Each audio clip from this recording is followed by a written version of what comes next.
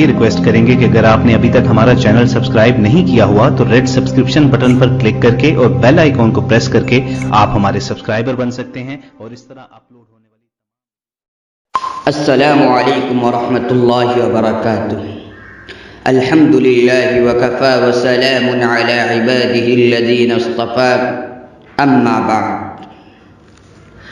پوری دنیا کے اندر ایک وبا پھیلی ہوئی ہے، کرونا وائرس کی وبا، اور پوری دنیا پریشان ہے۔ یونان، امریکہ، مصر، لوگوں کا کہنا یہ ہے جہاں صاف صفائی ہوتی ہے وہاں بیماری نہیں آتی۔ بیماری کہاں آتی ہے؟ جہاں گندگی ہو، پانی گندا ہو، سڑکیں گندی ہو، کمرے گندے ہو، گندے جگہ پر بیماری آتی ہے، صاف ستھرے جگہ پر بیماری نہیں آتی۔ لوگ مسلمانوں کو طعنہ دیتے ہیں کہ مسلمانوں کے محلہ گندے، مسلمانوں کے کپڑے گندے، مسلمانوں کے مکانات گندے۔ واللہ، اللہ کی قسم، حالانکہ مسلمانوں کی یہاں گندگی کا کوئی تصور نہیں۔ اگر مسلمان اپنے گھروں کو گندا رکھتا ہے تو یہ اس کی کوتاہی ہے، لباس کو گندا رکھتا ہے تو یہ اس کی کوتاہی ہے، محلہ کو گندا رکھتا ہے تو یہ اس کی کوتاہی ہے۔ لیکن امریکہ والوں، یورپ والوں، تمہارے یہاں تو سڑکیں بھی صاف ہیں، تمہارے یہاں پانی بھی فلٹر ہے، تمہارے کپڑے بھی صاف ہے، تمہارے کپڑے سے بدبو نہیں، خوشبو آتی ہے۔ لیکن کرونا وائرس اس بستی میں زیادہ ہے جہاں مسلمان نہیں بلکہ دوسرے لوگ ہیں۔ آخر تمہارے یہاں تو صفائی ہے، پھر تمہارے یہاں وائرس کیوں آ رہا ہے؟ یاد رکھو، تمہارے یہاں کپڑے کی تو صفائی ہے مگر نگاہوں کی صفائی نہیں ہے، تمہارے یہاں کپڑے کی صفائی ہے مگر دل کی صفائی نہیں ہے۔ اور یاد رکھنا، کپڑا گندا ہونے سے اتنا نقصان نہیں ہوتا جتنا نگاہوں کے گندا ہونے سے نقصان ہوتا ہے، جتنا دل کے گندا ہونے سے نقصان ہوتا ہے۔ تم زمین تو صاف کرتے ہو مگر ضمیر صاف نہیں کرتے۔ جسم کی گندگی چلو بھر پانی سے دھلی جا سکتی ہے، لیکن گناہوں کی گندگی 7 سمندر پانی سے بھی نہیں دھلی جا سکتی۔ بات کرونا وائرس کی آئی تو میرے ذہن میں ایک روایت آئی، یہ وبائی بیماریاں کیوں پھیلتی ہیں؟ وبائی بیماری پھیلنے کی وجہ کیا ہے؟ حدیث پاک کا مفہوم ہے، دیکھو، اچانک بیماری کا آنا، وبائی بیماریوں کا اچانک آنا اور لاکھوں لوگوں کا موت کے گھاٹ اتر جانا۔ کرونا وائرس کیا ہے؟ بیماری ہوتی ہے اور آدمی مرغی کی طرح پھٹ سے گر کر مر جاتا ہے۔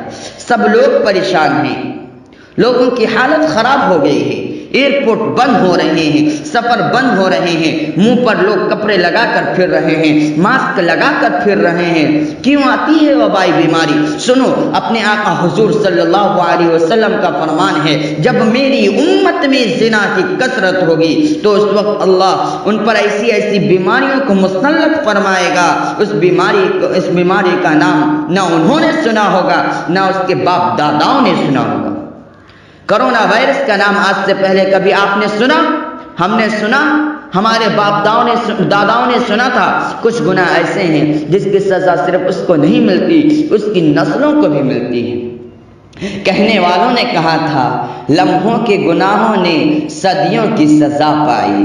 یہ کون سا گناہ ہے جس کی سزا نسلوں کے بھی ملتی ہے؟ اسی گناہ کو زنا کہتے ہیں، جو آج ہر پکچر، ہر فلموں کا ٹائٹل بن چکا ہے، سیریل کا ٹائٹل بن چکا ہے۔ اللہ اکبر! جسم کی فروشی، جسم خرودنا، جسم بیچنا، آبرو کو لوٹنا، اس کا نام محبت ہو گیا ہے، اس کا نام عشق ہو گیا ہے۔ نادانوں، عشق میں آبرو لوٹی نہیں جاتی بلکہ جان دے کر محبوب کی آبرو کو بچایا جا سکتا ہے۔ یہ کون سا عشق ہے جو آبرو کو لوٹ رہا ہے؟ یہ کون سا عشق ہے جو بیٹیوں کو بھگا کر لے جا رہا ہے؟ یہ کون سا عشق ہے جو بغاوت کر رہا ہے؟ یہ کون سا عشق ہے جو پورے معاشرت کو تباہی کے دہانے پر لے کے جا رہا ہے؟ میرے دوستو، قرآن کریم کا ارشاد ہے، ظہر الفساد فی البر والبحر، بے شک خشکی اور تری میں جو عذاب آتے ہیں تمہارے اعمال ہی کا نتیجہ ہے۔ خشکی اور تری میں جو ہم پر عذاب مسلط ہوتے ہیں وہ ہماری اعمال ہی کا نتیجہ ہوتا ہے۔ اس لیے ہمیں چاہیے کہ اپنے اعمال کو درست کریں، اپنے اعمال کو نیک بنائیں۔ انہی چند باتوں پہ میں اپنی بات کو ختم کرتا ہوں. وآخر دعوانا ان الحمد للہ رب العالمین. اس ویڈیو کو لائک کریں، کمنٹ باکس میں دعاؤں سے نوازیں، چینل کو سبسکرائب کریں، صدقہ جاریہ کی نیت سے شیئر بھی کر دیں.